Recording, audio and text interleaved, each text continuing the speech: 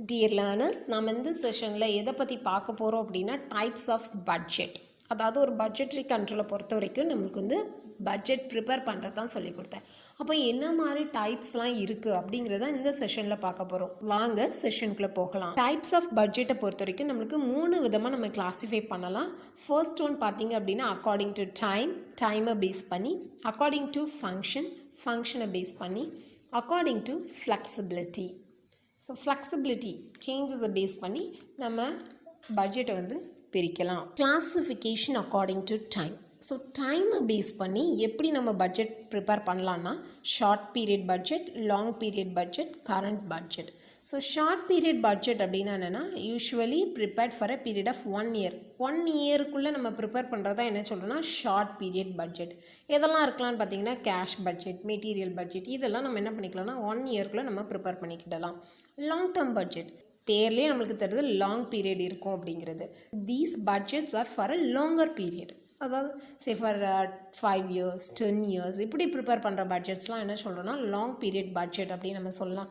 Example நீங்கள் பார்த்தீங்க அப்படின்னா கேபிட்டல் எக்ஸ்பெண்டிச்சர் பட்ஜெட்.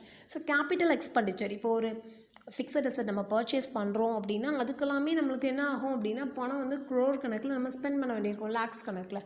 அப்படிங்கிற விஷயம் நம்மளுக்கு பட்ஜெட் பீரியட் வந்து அதிகமாக இருக்கும். அதே மாதிரி R&D budget, research and development budget, இதுக்கும் என்ன பண்ணுவாங்க அப்படின்னா பட்ஜெட் வந்து ரொம்ப லாங் டேர்ம் பீரியடாக தான் இருக்கும். அடுத்து பார்த்தீங்க அப்படின்னா கரண்ட் பட்ஜெட். இது வந்து வெரி ஷார்ட் பீரியடில் உள்ளது. அதாவது 1 மந்த் இல்லை ஒரு குவார்ட்டர், இந்த மாதிரி கரண்ட் கண்டிஷன்ஸை பேஸ் பண்ணி ப்ரிப்பேர் பண்ணுற பட்ஜெட்ஸ் தான் current budget. According to function. So functional budget, அதாவது ஃபங்க்ஷனல் பட்ஜெட் அப்படின்னா என்னென்னா budget which relates to any of the functions of an organisation நம்ம என்ன சொல்லலாம்னா ஃபங்க்ஷனல் பட்ஜெட். அதாவது ஆர்கனைசேஷனோட ஒவ்வொரு ஃபங்க்ஷன் பணிகளை பேஸ் பண்ணி நம்ம என்ன பண்ணிக்கலாம்னா பட்ஜெட்டை வந்து ப்ரிப்பேர் பண்ணலாம். ஃபங்க்ஷன்ஸை பேஸ் பண்ணி பட்ஜெட்டை பொறுத்த வரைக்கும் நம்மளுக்கு என்னெல்லாம் இருக்குன்னா sales budget, production budget, materials budget, purchase budget, labour budget, factory overhead budget, administrative expenses budget, selling and distribution overhead budget, capital expenditure budget, cash budget, research and development budget, finally master budget. Sales budget அப்படின்னா என்னென்னா expected சேல்ஸை வந்து நம்ம estimate பண்ணுறது தான் இந்த sales budget. இது வந்து மானிட்ரியாக இருக்கலாம், இல்லை நான் மானிட்ரியாக இருக்கலாம், இல்லை போத் கூட இருக்கலாம். ஸோ இந்த சேல்ஸ் பட்ஜெட் நம்ம ப்ரிப்பேர் பண்ண என்ன இன்ஃபர்மேஷன்லாம் நம்மளுக்கு தேவை அப்படின்னு நம்ம பார்த்தோம்னாக்க என்னென்ன ஃபேக்டர்ஸ் எல்லாம் நம்ம எடுத்துக்கிட்டோம் அப்படின்னு பொறுத்த வரைக்கும் நம்மளுக்கு வந்து சேல்ஸ் மந்த் வைஸாக, ப்ராடக்ட் வைஸாக எப்படி இருக்குது, ஏரியா வைஸ் எப்படி இருக்குது, அது மாதிரி பாஸ்ட் இயர் சேல்ஸ் எப்படி இருந்துச்சு, அட்வர்டைஸ்மெண்ட் கேம்பெயின் எப்படி இருக்குது, காம்படிட்டரோட இன்டென்சிட்டி எப்படி இருக்குது, அதுமாதிரி சப்ஸ்டிடியூட்ஸ் ஃபார் த ப்ராடக்ட்ஸ் எப்படி இருக்குது, மார்க்கெட் அனாலிசிஸ், ப்ரைஸஸ், டிஸ்கவுண்ட், இதெல்லாம் பேஸ் பண்ணி தான் நம்ம என்ன பண்ணோம்னா சேல்ஸ் பட்ஜெட் வந்து ப்ரிப்பேர் பண்ணுறோம். இந்த சேல்ஸ் பட்ஜெட் வந்து ரொம்ப ரொம்ப கேர்ஃபுல்லாக ப்ரிப்பேர் பண்ணோம். ஏன்னா மற்ற பட்ஜெட்ஸ் எல்லாம் இதை பேஸ் பண்ணி தான் இருக்கும். ஸோ அப்போது நம்ம இந்த past sales, plant capacity, seasonal fluctuation, competition, salesmen's estimate, இதெல்லாம் பேஸ் பண்ணி நம்ம இந்த சேல்ஸ் பட்ஜெட் வந்து ப்ரிப்பேர் பண்ணணும். செகண்ட் நீங்கள் பார்த்தீங்க அப்படின்னா production budget. So preparation of production budget எதை டிபெண்ட் ஆகி இருக்கும் அப்படின்னா சேல்ஸ் பட்ஜெட். இது ரொம்ப இம்பார்ட்டண்ட் ஒரு ஒன் வேர்டு கூட. அதாவது preparation of production budget is depend on the dash budget, sales budget. So production budget அப்படின்னு பொறுத்த வரைக்கும் நம்மளுக்கு estimate of quantity of goods that must be prepared during the budget period. எவ்வளோ quantity of goods நம்ம produce பண்ண போகிறோம். இதுவும் அதே மாதிரி தான், மணியாக இருக்கலாம், இல்லை குவான்டிட்டி, வெயிட்ஸ், யூனிட்ஸ், அது மாதிரி கூட இருக்கலாம். ஸோ இந்த ப்ரொடக்ஷன் பட்ஜெட் நம்ம ப்ரிப்பேர் பண்ணுறதுக்கு ஒரு ஃபார்முலா இருக்குது. எவ்வளோ யூனிட்ஸ் நம்ம ப்ரொடியூஸ் பண்ண போகிறோங்கிறதுக்கு கண்டுபிடிக்கிறதுக்கு வந்து budgeted sales plus desired closing stock minus opening stock.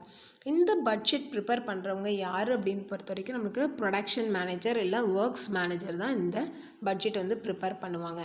இதில் வந்து என்ன மாதிரி ஃபேக்டர்ஸ் எடுக்கணும் அப்படின்னு பொறுத்த வரைக்கும் நம்மளுக்கு சேல்ஸ் பட்ஜெட், ப்ரொடக்ஷன் கெப்பாசிட்டி, தென் எவ்வளோ ஸ்டாக் நம்ம மெயின்டைன் பண்ணணும், காம்போனன்ட் பார்ட்ஸ் வந்து நம்ம வாங்க போகிறோமா இல்லை நம்மளாவே தயாரிக்க போகிறோமா, availability of raw materials and labour, இதெல்லாம் பேஸ் பண்ணி தான் நம்ம இந்த ப்ரொடக்ஷன் பட்ஜெட் வந்து ப்ரிப்பேர் பண்ணணும். அடுத்து நீங்கள் பார்த்தீங்கன்னா மெட்டீரியல் பட்ஜெட் வந்து எதை டீல் பண்ணுது அப்படின்னா டைரக்ட் மெட்டீரியல்ஸ் தான். இன்டைரக்ட் மெட்டீரியல்ஸ் எல்லாமே எங்கே இன்க்ளூட் பண்ணிடும் அப்படின்னா ஃபேக்ட்ரி ஓவர் ஹெட் பட்ஜெட்டில் வந்து இன்க்ளூட் பண்ணிடும். இந்த மெட்டீரியல் பட்ஜெட்டையும் நம்ம என்ன பண்ணிக்கலாம்னா 2 டைப்ஸாக நம்ம கிளாஸிஃபை பண்ணிக்கலாம். ஒன்று பார்த்தீங்க அப்படின்னா materials requirement budget and materials purchase budget. So material requirement budget அப்படின்னா என்னென்னா ஒரு ப்ரொடக்ஷனுக்கு எவ்வளோ மெட்டீரியல் நம்மளுக்கு தேவைப்படும், எவ்வளோ குவான்டிட்டிஸ் டோட்டல் குவான்டிட்டிஸ் நம்மளுக்கு தேவைப்படுதோ அதுதான் என்னென்னு சொல்கிறோன்னா மெட்டீரியல்ஸ் ரெக்யூர்மெண்ட் பட்ஜெட் அப்படின்னு சொல்லலாம்.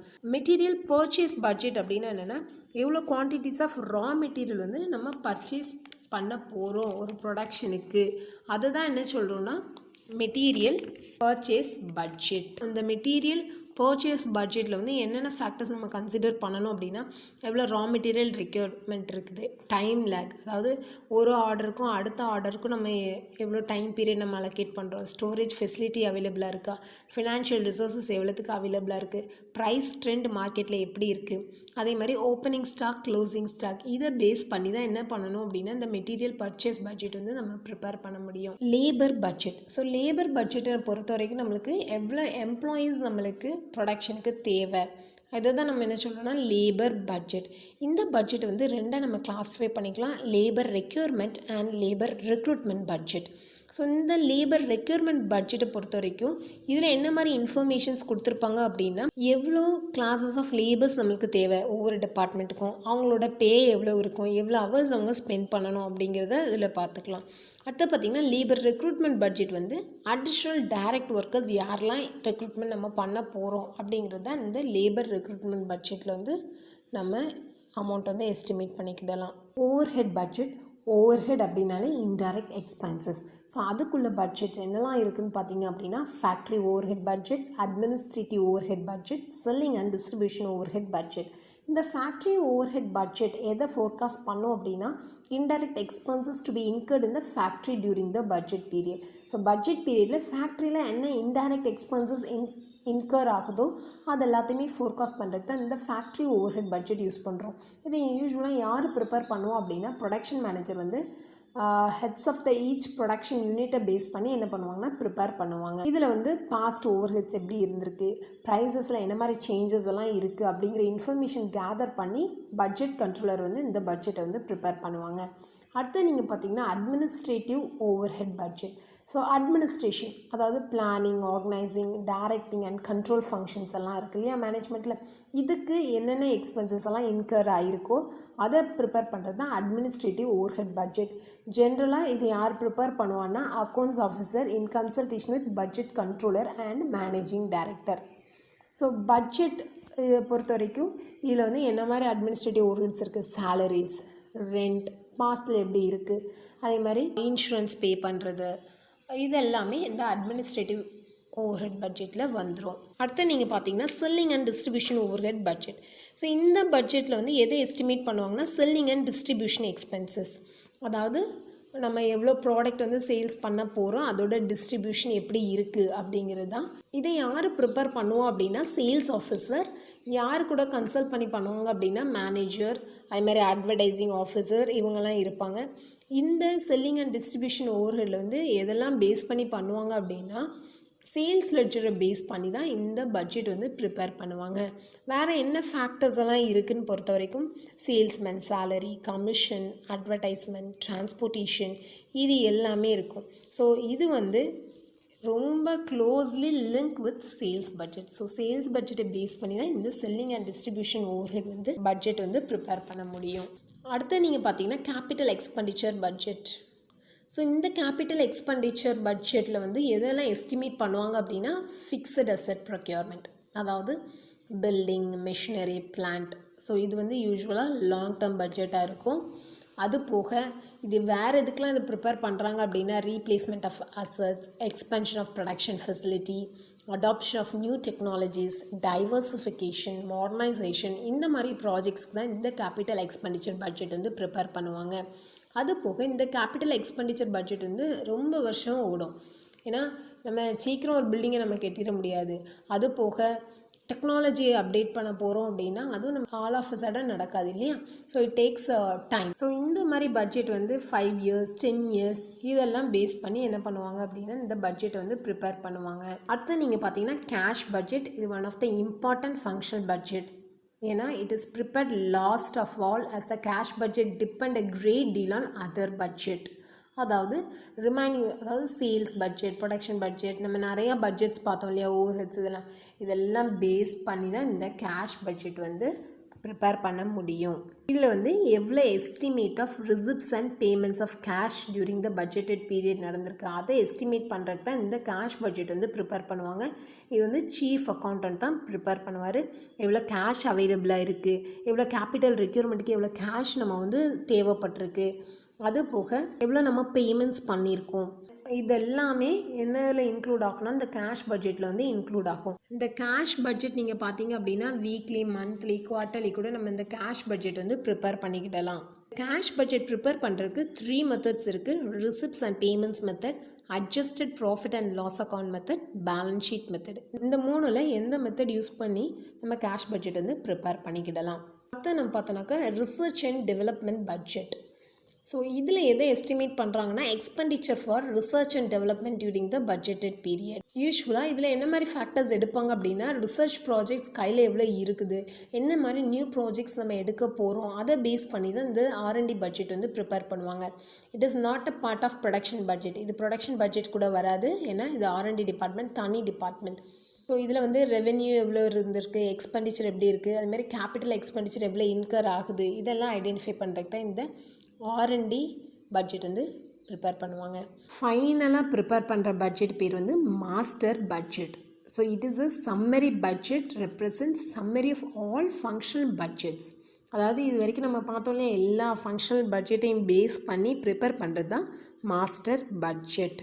இந்த மாஸ்டர் பட்ஜெட் எப்படிலாம் இருக்கலாம்னா பட்ஜெட்டட் ப்ராஃபிட் அண்ட் லாஸ் அக்கௌண்ட்டாக இருக்கலாம், இல்லை பேலன்ஸ் ஷீட்டை பேஸ் பண்ணி இருக்கலாம். இந்த projected profit and loss account எதை பேஸ் பண்ணி ப்ரிப்பேர் பண்ணுவாங்க அப்படின்னா sales budget, production budget, cost of production budget, cash பட்ஜெட்டை ப்ரிப்பேர் பண்ணி தான் இந்த projected profit and loss account வந்து ப்ரிப்பேர் பண்ணுவாங்க.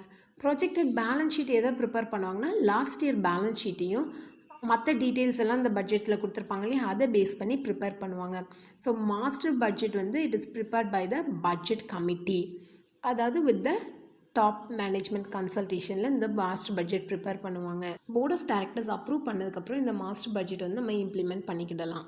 லாஸ்ட் கிளாஸிஃபிகேஷன் நீங்கள் பார்த்தீங்க அப்படின்னா according to flexibility. So flexibility base பண்ணி நம்மளுக்கு வந்து 2 டைப்ஸ் இருக்குது. ஒன்று is fixed budget and flexible budget. So fixed budget இதுக்கு இன்னொரு பேர் பார்த்தீங்கன்னா ஸ்டாட்டிக் பட்ஜெட். இந்த பட்ஜெட் வந்து என்ன ஆகும் அப்படின்னா இட்ஸ் ரிமைன் அன்சேஞ்ச், நம்மளால் மாற்ற முடியாது irrespective of level of activity actually attain. அதாவது இப்போ நம்ம 6000 யூனிட் யூஸ் பண்ணலாம், 8000 யூனிட் யூஸ் பண்ணலாம், 10,000 யூனிட்ஸ் யூஸ் பண்ணலாம். இந்த 3 யூனிட்ஸ்க்குமே இந்த அமௌண்ட் வந்து ஃபிக்ஸடாக தான் இருக்கும். அதாவது எந்த சேஞ்சஸுமே நம்ம வந்து கொண்டு வர முடியாது. ஸோ மோஸ்ட்லி இது எதுக்கு சூட்டபிள் ஆகும் அப்படின்னா ஃபிக்ஸட் எக்ஸ்பென்சஸ், ஏன்னா which have no relation to the volume of output. So இது வந்து இன்எஃபெக்டிவ் டூல் தான். அதே மாதிரி நம்ம வந்து ரொம்ப யூஸ்லெஸ் தான் ஃபார் கம்பேரிசன் வித் ஆக்சுவல் பெர்ஃபார்மன்ஸ்க்குலாம் நம்ம யூஸ் பண்ண முடியாது. ஏன்னா லெவல் ஆஃப் ஆக்டிவிட்டி மாற மாற பெர்ஃபார்மன்ஸ் மாறிக்கிட்டே தான் போகும். ஸோ அந்த மாதிரி விஷயத்தில் இந்த ஃபிக்ஸட் பட்ஜெட்டை வந்து நம்ம யூஸ் பண்ண முடியாது. Flexible budget. ஸோ ஃப்ளெக்சிபிள் பட்ஜெட்டுக்கு இன்னொரு பேர் நீங்கள் பார்த்தீங்க அப்படின்னா வேரியபிள் பட்ஜெட். நம்ம என்னென்ன சேஞ்சஸ் கொண்டு வரோமோ அதுக்கேற்ற மாதிரி இந்த லெவல் ஆஃப் ஆக்டிவிட்டியும் மாறிக்கிட்டே தான் வரும். இது வந்து எதை காமிக்குது அப்படின்னா estimated cost and profit at different levels of output. அதே மாதிரி நம்மளால் வந்து கம்பேரிசன் பண்ண முடியும். ஆக்சுவல் பெர்ஃபார்மன்ஸையும் பட்ஜெட்டட் லெவலையும் ஆஃப் அவுட்புட்டை பேஸ் பண்ணி நம்ம கம்பேர் பண்ணிக்கிடலாம். இந்த ஃப்ளெக்சிபிள் பட்ஜெட் நம்ம ப்ரிப்பேர் பண்ணுறோம் அப்படின்னா நம்ம வந்து காஸ்ட் வந்து எப்படிலாம் கிளாஸிஃபை பண்ணணும் அப்படின்னா fixed cost, variable cost, semi variable cost அப்படின்னு நம்ம கிளாஸிஃபை பண்ணிவிட்டு நம்ம என்ன பண்ணிக்கலாம்னா இந்த ஃப்ளெக்சிபிள் பட்ஜெட் வந்து ப்ரிப்பேர் பண்ணிக்கிடலாம். இந்த பட்ஜெட்டோட யூசஸ் நீங்கள் பார்த்தீங்க அப்படின்னா எங்கெல்லாம் நம்மளுக்கு வந்து ஃபோக்கஸ் பண்ணுறதுல டிஃபிகல்ட்டி இருக்கோ, டிமாண்ட் இதெல்லாம், அந்த மாதிரி டைம் வந்து இந்த ஃப்ளெக்சிபிள் பட்ஜெட் வந்து யூஸ் பண்ணிக்கலாம். அதே மாதிரி shortage of material, land capacity இதெல்லாம் இருக்கும்ச்சுல நம்ம என்ன பண்ணிக்கலாம்னா இந்த ஃப்ளெக்சிபிள் பட்ஜெட் வந்து யூஸ் பண்ணிக்கிடலாம். நம்ம நேச்சர் ஆஃப் பிஸ்னஸை பேஸ் பண்ணி நம்மளால் சேல்ஸ் எல்லாம் ப்ரெடிக்ட் பண்ணாத பட்சத்தில் இந்த ஃப்ளெக்சிபிள் பட்ஜெட் வந்து யூஸ் பண்ணிக்கிடலாம். டியர் லேர்னர்ஸ், நம்ம இந்த செஷனில் எதை பற்றி பார்த்தோம் அப்படின்னா டிஃப்ரெண்ட் டைப்ஸ் ஆஃப் பட்ஜெட் இல்லையா, டைமை பேஸ் பண்ணி, ஃபங்க்ஷன்ஸை பேஸ் பண்ணி, ஃப்ளெக்சிபிலிட்டியை பேஸ் பண்ணி எப்படி மாஸ்டர் பட்ஜெட் ப்ரிப்பேர் பண்ணுவாங்க, யாரெல்லாம் இந்த பட்ஜெட் ப்ரிப்பேர் பண்ணுவாங்க, எதை பேஸ் பண்ணி இந்த பட்ஜெட் ப்ரிப்பேர் பண்ணுவாங்க அப்படிங்கிறத இந்த செஷனில் பார்த்தோம். இந்த செஷன் உங்களுக்கு ரொம்ப யூஸ்ஃபுல்லாக இருக்கும் நம்புறேன். மறக்காமல் சேனலை சப்ஸ்கிரைப் பண்ணுங்கள், உங்கள் ஃப்ரெண்ட்ஸ்க்கு ஷேர் பண்ணுங்கள். தேங்க்யூ ஃபார் வாட்சிங்.